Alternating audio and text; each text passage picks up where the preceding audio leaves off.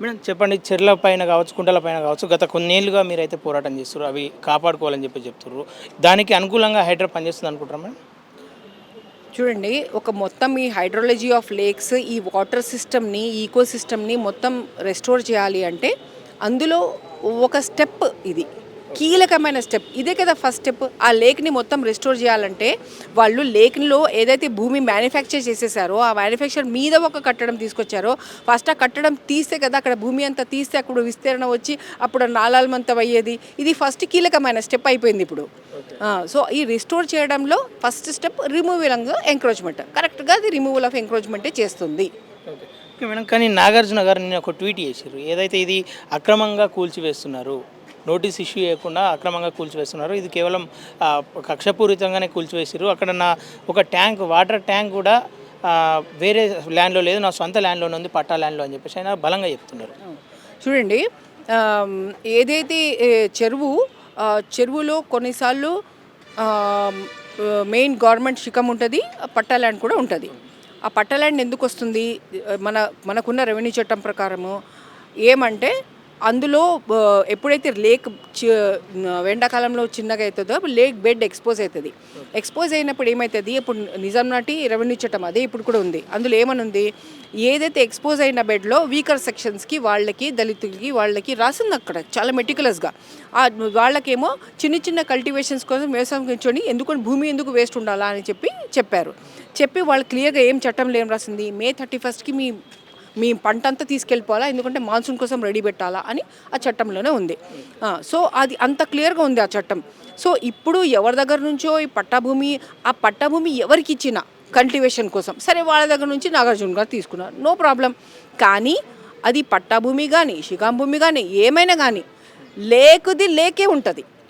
ఇప్పుడు ఆర్టీఏలో తీసుకున్న అదే రాశారు కదా వాళ్ళు, ఇది పట్టా భూమి, ఇది శిఖాం గవర్నమెంట్ భూమి, మొత్తం అలాగే రాశారు. కానీ ఆ పట్టా భూమి ముందర ఏమని రాస్తుంది, FTL ఆఫ్ తమ్మడిగుంట అని రాస్తుంది. మన దగ్గర మొత్తం విస్తీర్ణం ఉంది, సర్వే నెంబర్ ప్రకారం ఉంది మన దగ్గర, ఆర్టీఏలో సేకరించింది.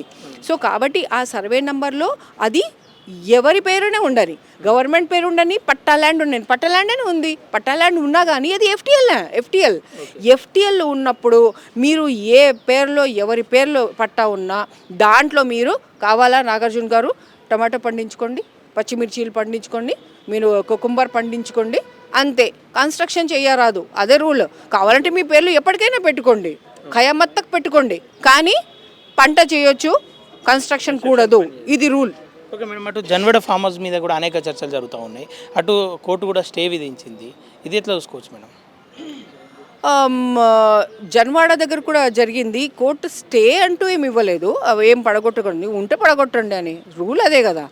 సో ఇప్పుడు జన్వాడలో మనం చూస్తున్నది ఏంటంటే, సర్వే చేశాను నేను అక్కడ, field survey 2 days back.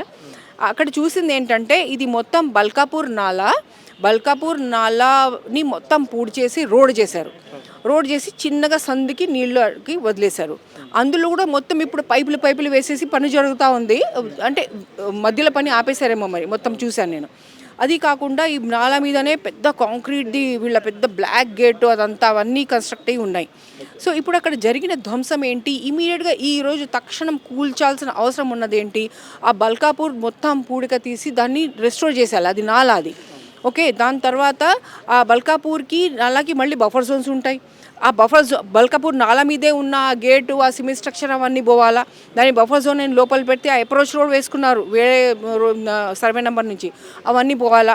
So అప్పుడు ఏమవుతుంది, ఎందుకంటే దానికి ఆథరైజ్డ్ లేఅవుట్ అంటూ ఏం లేదు, నాలాన్ని పూడ్చేయమని ఎవడు పర్మిషన్ ఇవ్వడు కదా.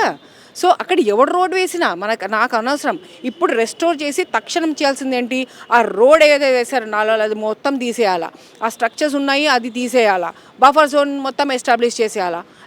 చేస్తే అది కోర్టు దీన్ని ఏమి ఇది చేయొద్దన్నదా court restore it, do it as per law government ఏం చేయాలా, ఎక్కడైనా ఎంకరేజ్మెంట్ ఉంటే తీసిపడేయాలా. అది తీసిపడేదానికి మళ్ళీ ఇంకొక నోటీస్, ఇంకొక డ్యూ ప్రాసెస్ ఏంటి, గవర్నమెంట్ చూడంగానే అది తీయాలా ముందు. అన్ని సెల్ఫ్ నోటీసులు అండి వీళ్ళకి.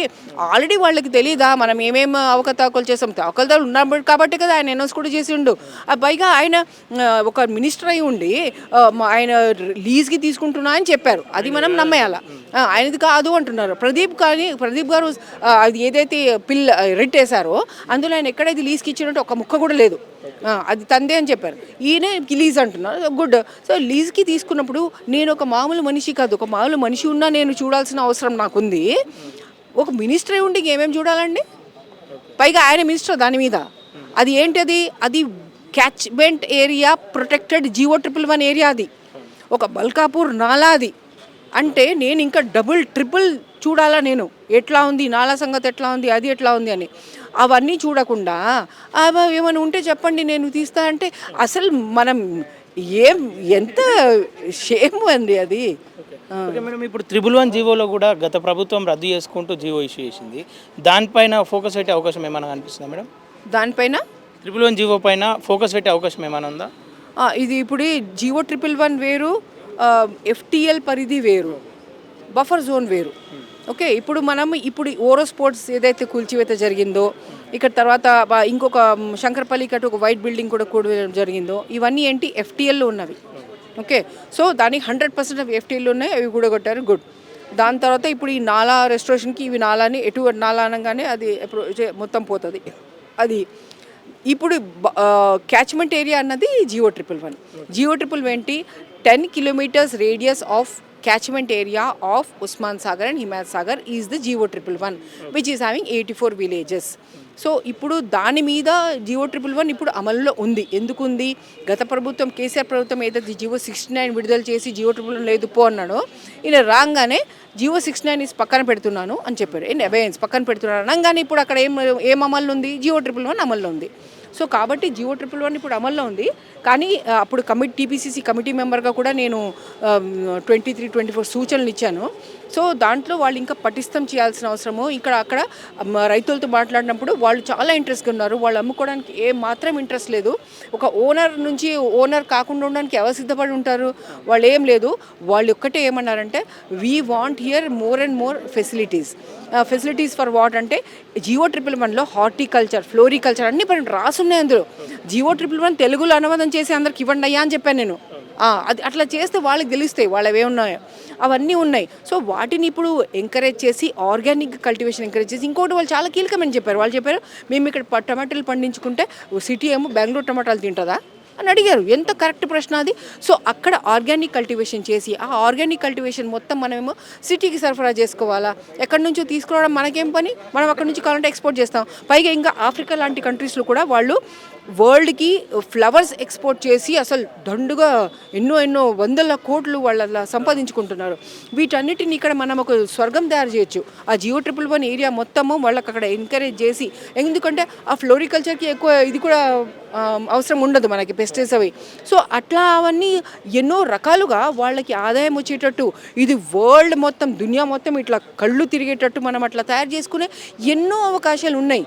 సో డెవలప్మెంట్ అన్నది వెల్బీయింగ్, మనిషి మనుగడని మంచిగా చేసేది, వాళ్ళకి సంతోషాన్ని ఎక్కువచేది, వాళ్ళ డిగ్నిటీని ఎక్కువ పెంచేది, వాళ్ళకి ఫ్రీడమ్ని, ఒక పవర్ని, నేను పవర్ఫుల్, నేను ఎంపవర్ చేసేది.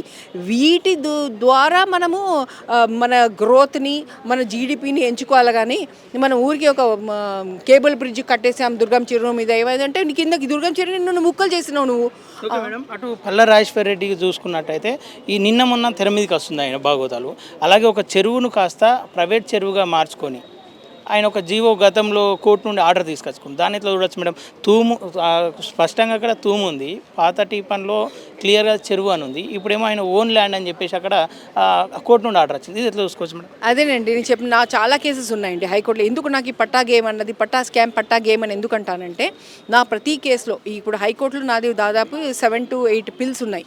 అట్లాగే NGTలో ఉంది, సుప్రీంకోర్టులో 2 అపీల్స్ ఉన్నాయి ఇప్పుడు, అండ్ ప్లస్ లోకాయుక్తలో కూడా ఉంది, హ్యూమన్ రైట్స్ కమిషన్లో కూడా ఉంది. సో ఈ పిల్స్ అన్నిటిలో వీళ్ళు ఏం చేస్తున్నారంటే, ముఖ్యంగా అడ్వకేట్ వేదుల గారు అన్నిట్లో ఆయనే వస్తున్నారు. మల్కం చెరువు నా పిల్లు కూడా ఆయనే వచ్చేసారు. అన్నిట్లో ప్రతి చోట రావడం, ఈ లేఖలు చూడండి ఇవన్నీ నా పట్టాలు, వీటి పేరు మేము పట్టాలు, అవి ఎవరి పేరు పట్టాలు ఇవి నాకేం సంబంధం? అది మొత్తం చెరువు, ఎవరి పేరైనా పెట్టుకొని, ఇంకా 100 మంది వాళ్ళ పేరు కూడా పెట్టుకొని, చెరువు అది, దాంట్లో మీరు ఏం కన్స్ట్రక్ట్ చేయడానికి లేదు. అది పాయింట్ అక్కడ. ఇది నేను కాదు కదా చెప్పడం. నా దిమాగ్ కాదు కదా ఇది, ఇది చట్టం చెప్తుంది. చట్టం కామన్ సెన్స్తో సోషల్ హ్యూమన్ వెల్ఫేర్తో తయారు చేసిన చట్టం అది. సో వాటిలో వాళ్ళు ఏం చెప్తున్నారు ఇంపార్టెంట్. ఇప్పుడు ఈయన కూడా అలాగే తన మీదకి రాగానే కట్టడం అక్రమకు పట్టడం అనగానే నో నా పేర్లు దిగపట్ట, నీ పేర్లు ఉండని, నీ ఇంకా 100 సార్లు నీ పేర్లు ఉండని అది. కానీ అది FTL. ఎస్, ఆ FTL ఉన్నప్పుడు FTLలో ఉత్త లేకుండా బఫర్ జోన్లో నో కన్స్ట్రక్షన్స్, ఇది పీరియడ్ చట్టం ఉంది.